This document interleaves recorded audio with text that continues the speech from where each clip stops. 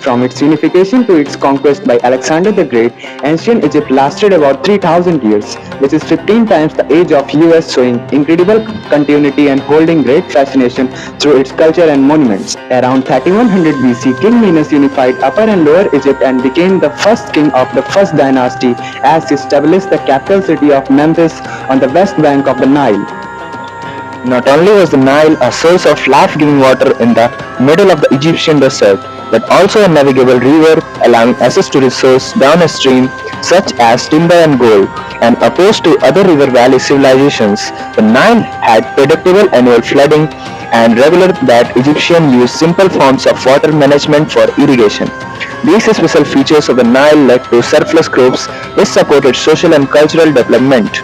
Ancient Egyptians had an elaborate set of funerary practices that they believed were extremely important to ensure their immortality after death and the reunification of the body with the spirit.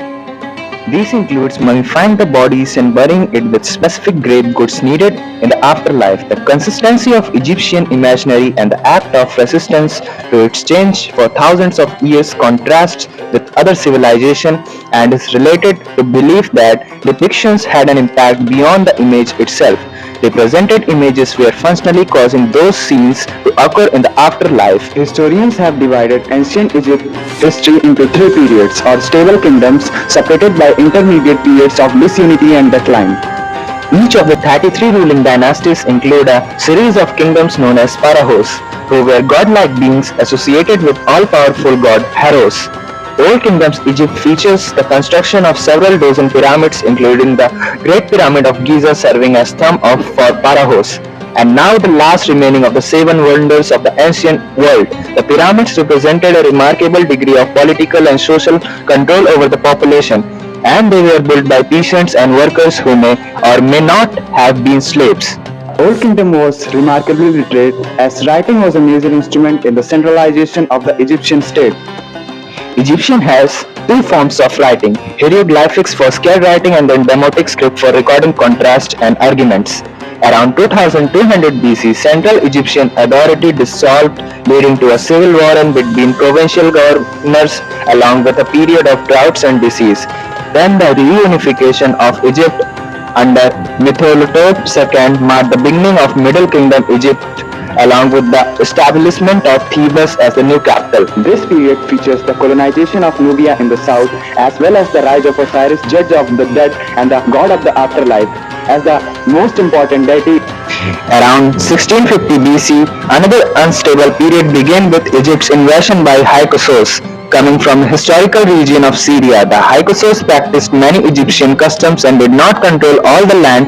Instead, they coexisted with native Egyptian rulers based in Thebes before being eventually defeated and driven out by Hermos I.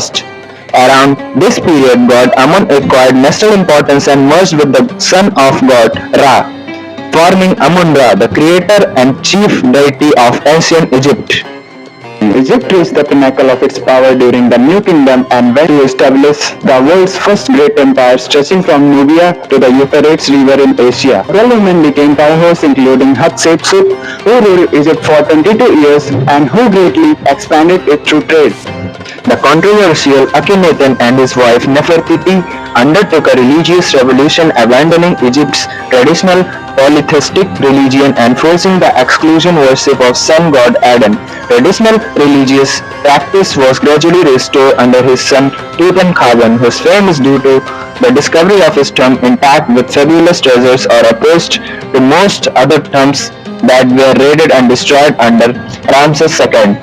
Egypt saw an impressive amount of building, including great temples in cities, as well as the first recorded peace treaty in the history with the Hittites in modern Syria. A few centuries later, Egypt was eventually invaded by Persians till its conquest by Alexander the Great, and it's ruled by a line of Macedonian kings called Ptolemies.